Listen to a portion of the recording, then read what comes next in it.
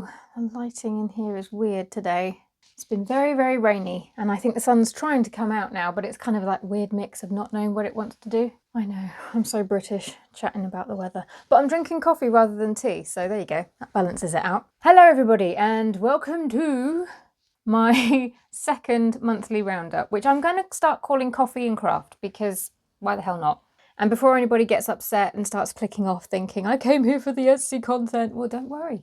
There's going to be Etsy content too. But it's going to be a more laid back affair with coffee, because like I need an excuse. Oh, that's nice. Okay, we'll start with makes and whips, but seeing as we're going back to December and Christmas and all the rest of it, and the sun has managed to come out. Oh, I'm going to take that as an omen for these videos. Where was I? December, Christmas. Yes, there was a lot of eating and slobbing and watching films going on. So there wasn't a lot of making, but I did manage to make myself this.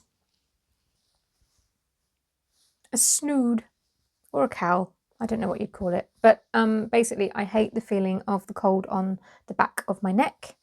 And so I made myself this, and now I'm blending in with my chair. I'm basically a granny with a warm neck. And I'm very, very happy because the scarves that I usually wore, they were pretty cumbersome and they got in the way and just a whole thing. That is a thing of beauty, and there will be more to come because it's just one of those easy projects. I'm not a knitter, I'm not a crocheter, but that was easy enough for me to be able to pick it up and put it down as and when, and it was really, really relaxing. I spent many a happy evening sat in the armchair with the fire on, crocheting away, watching The Witcher, which I'm late to the party there, but wow. So other than the snood, my other make was these, really, my Valentine's Day cards. I didn't so much make them as started to make them, because I obviously I've got a little hoop on the go today, but you may have seen me work on a massive hoop, and I had about 9 little designs on them. That seemed like a good idea at the time, but it meant that I couldn't get any of the finished ones out and listed until I'd finished the entire hoop's worth. So that was a bit of a learning curve there.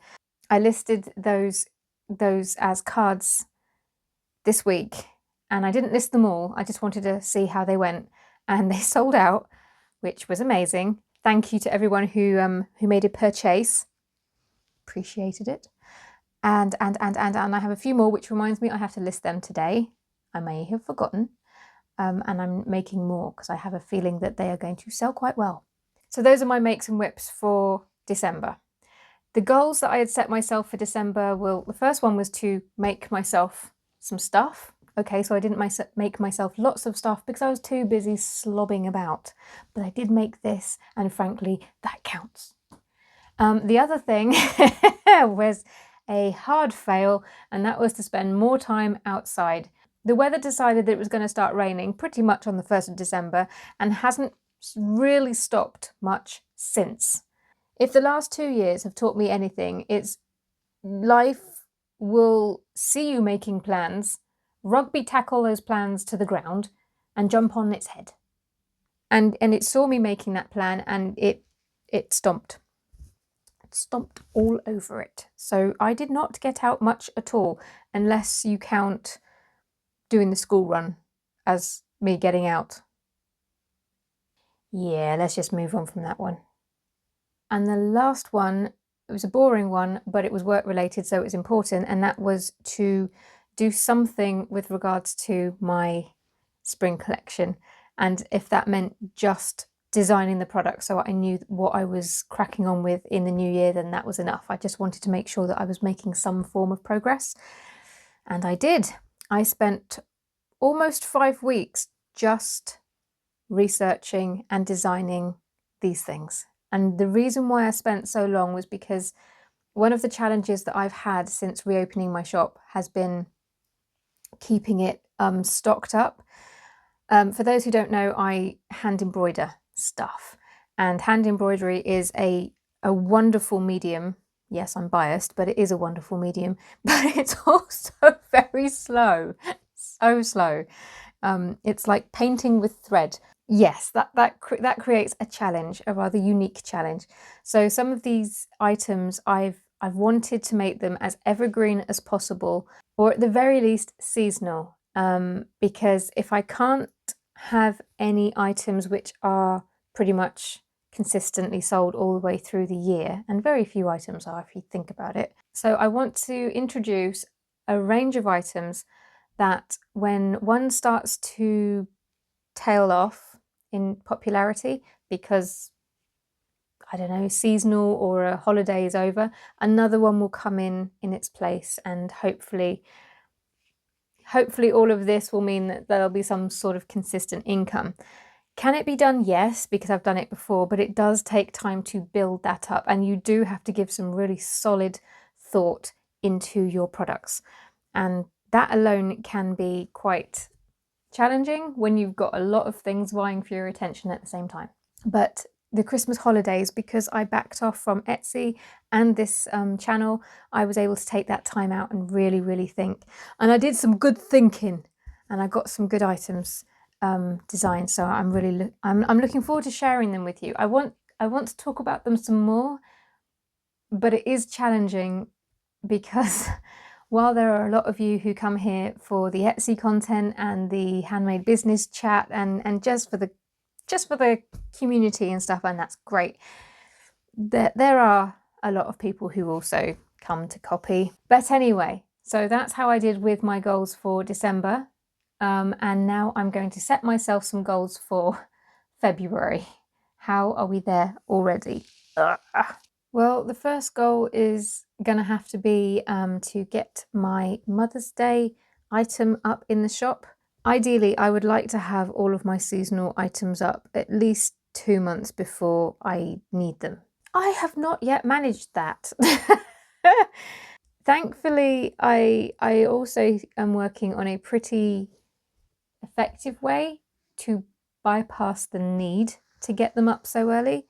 I'm going to talk on that more another time. I know, that's annoyingly vague. I'm sorry. For those who don't know, I closed my shop at the start of the pandemic, and I was just a little bit concerned about how safe sending things through the post were, and then getting supplies in, not knowing how the virus spread and all the rest of it. So I put the shop on vacation mode, thinking it would only be for a month or two, and 1.5 years later, I took it off vacation mode. Anywho, before then, I used to just drip feed items into my shop as and when they were ready. One of the attractions for me about doing product drops, launches, whatever you want to call them, was that I didn't have to constantly be waving my hands around going, hey, I have this thing. But it does mean having to be really organised. So goal 1, get the Mother's Day card up in time for Mother's Day here in the UK. And then I suppose goal number 2 should be, I was going to say finish the spring collection, but I think it's going to be very optimistic of me to try and finish all of it in February.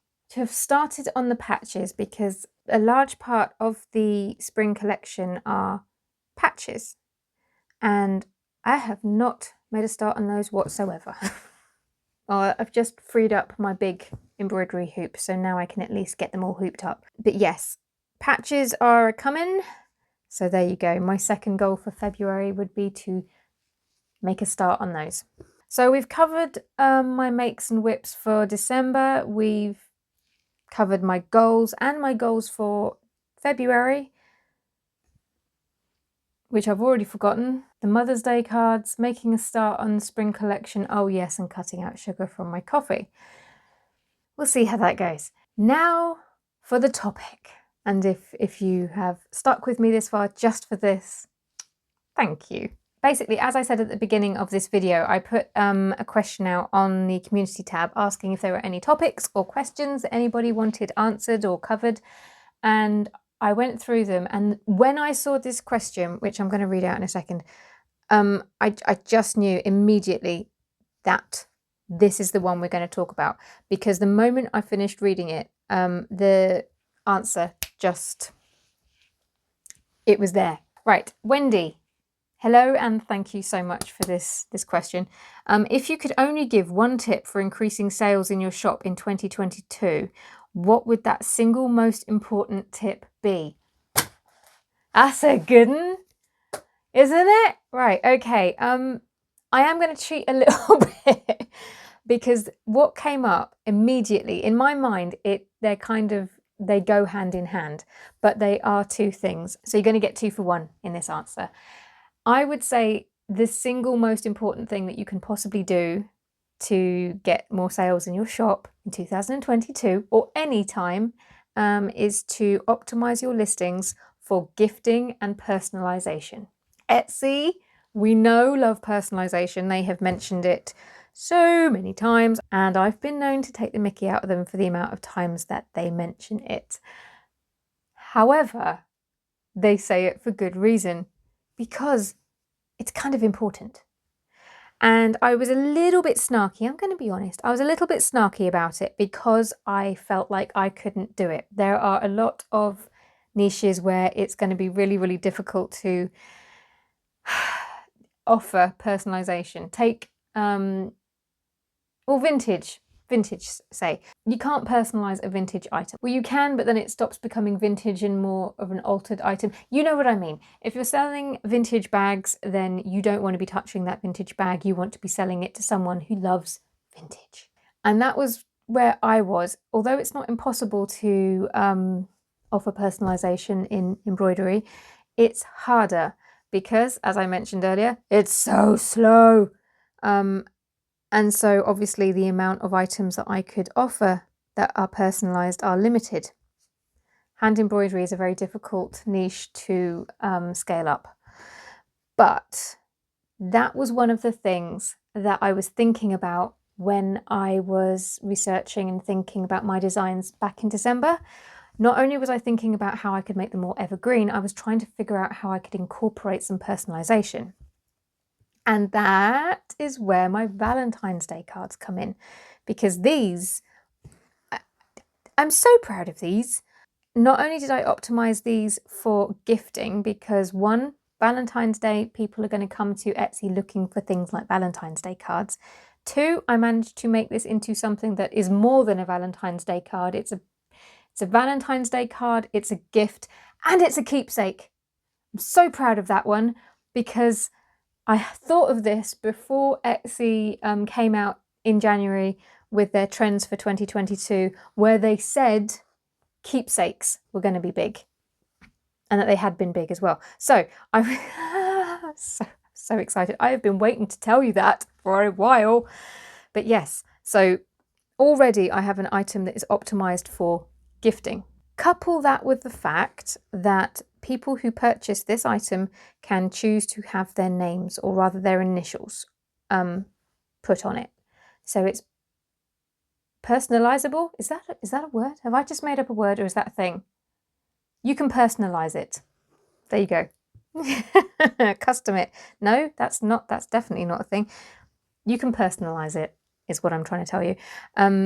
So I'm not going to lie, it was a bit of a pain in the bum trying to get this one item to do all of these things. I went into it with gifting and personalization as the key. I wanted an item in my shop where I could test this out and see, is it really as good as Etsy make out? Yes it is. So it turns out, when Etsy say that personalization is king on Etsy, you can take that to the bank, literally. So although it's not a silver bullet tip, and I'm going to argue that there are no silver bullet tips, if you really, really want to increase your sales, then you need to have a look at your existing listings and see if there is any way that you can, at the very least, incorporate or optimize them for gifting. But I was thinking, if we go back to that vintage bag example that I just gave. If somebody handed me a vintage bag and they were like, right, okay, Kim, how would you add personalization to this? Well, obviously to the bag itself, I can't. But if I wanted to set it up as a gift and add personalization, I might see if there was a way that I could sell personalized dust bags to go with the bag. And a dust bag would prevent it from, well, getting dusty, but also getting scuffed, muddy, that sort of thing.